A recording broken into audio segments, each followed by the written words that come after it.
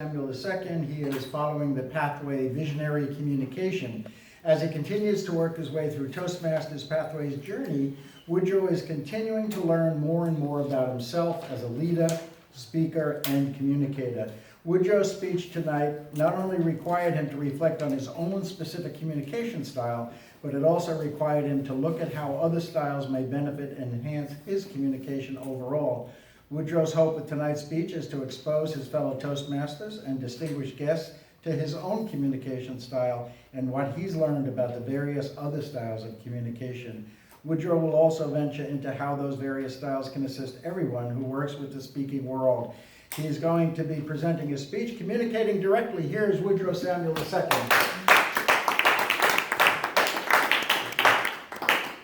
Good evening, fellow Toastmasters and distinguished guests.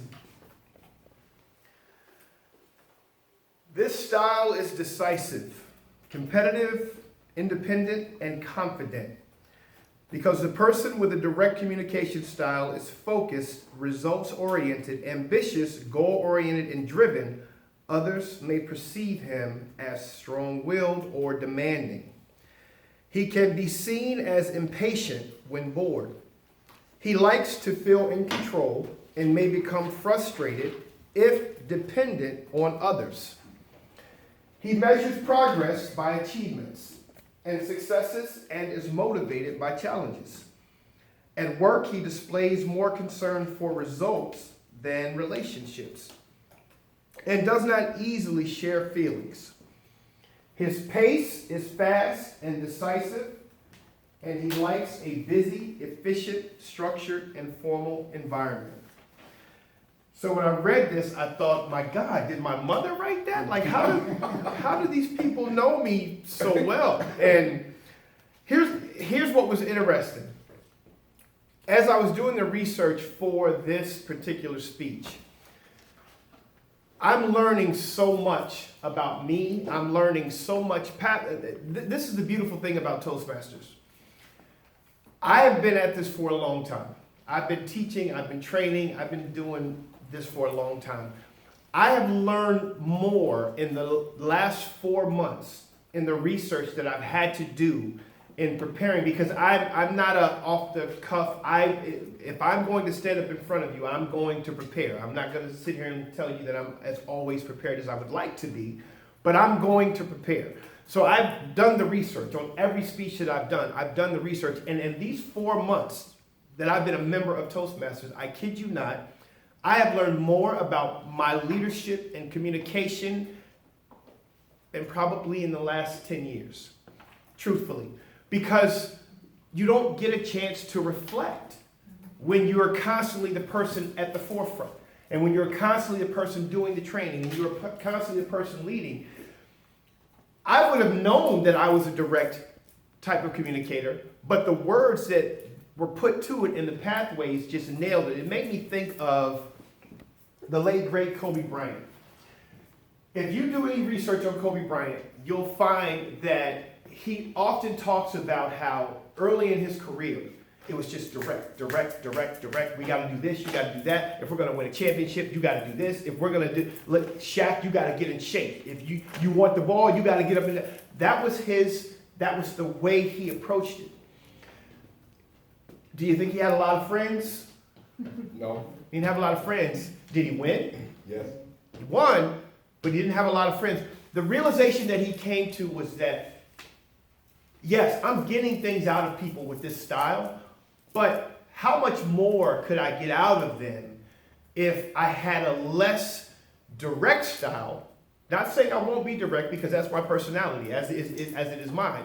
But in studying him, where he came to, where he arrived at, was realizing that direct is fine if you couple it with some other things. So the direct leadership, giving you that is me, right? That was one of the purposes of this speech, to let you all know my style and talk a little bit about it. And that is, I am very much a direct communicator. I very much am a direct communicator. I always have been. Before I even researched it and knew what it was, I could have told you that that's what I am. That's always been my style. I am just everything that I read. even down to the feelings part, I thought, wow, that's incredible, because I don't shy away from that. And having a wife and children and being a father for now 17 years, I've learned the importance of all of that, but it's just not something that I readily do. It's just not a part of my makeup. So I looked at some other styles to see what would be necessary to couple with that direct communication style.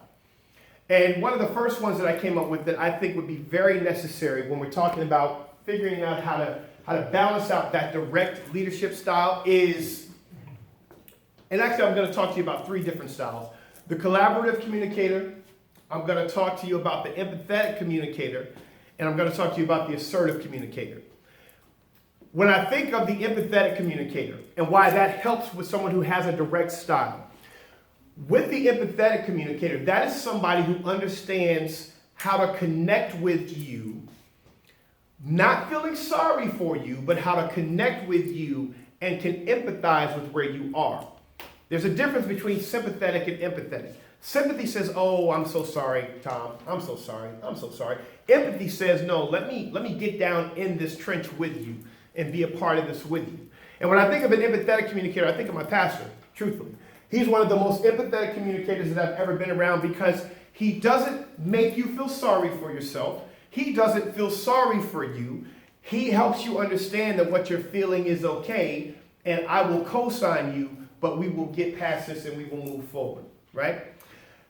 When we talk about the assertive communicator, one of my favorite speakers of all time is Dr. Martin Luther King Jr. If you have not seen his speeches, and yes, we've all seen the I Have a Dream speech. It is the most searched speech on Google. It truthfully is. Look at everything else. Search everything else. He is by far the most assertive speaker, because here's what an assertive communicator does. An assertive communicator makes you want to rise to the occasion without offending you.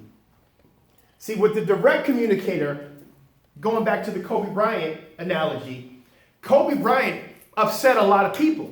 He got results, but he upset a lot of people. The assertive communicator finds a way to communicate with you, make you want to rise to the occasion, and you're not upset about it. You're not angry at his approach. The final communicator is the collaborative communicator. And I think all of these will balance out the direct communicator. The collaborative communicator does what? He makes you feel like we're in this together. I'm not up here and you're down here, and I'm telling you what to do, and you do this and you do that, and then you'll get to my level at some point. No, he says, we're in this together. Here's what we're going to do, and we're going to do it together. So in conclusion, yes, I am very much that direct communicator, but I learned that if I can balance it with being assertive, being collaborative, and also empathetic, I think I can land a little smoother with those people when I ruffle their feathers. Thank you, fellow Toastmasters.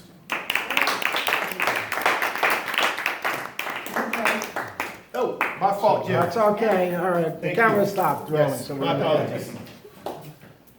let's take a minute to give some love notes and feedback to Woodrow before we get into the evaluation phase of our meeting.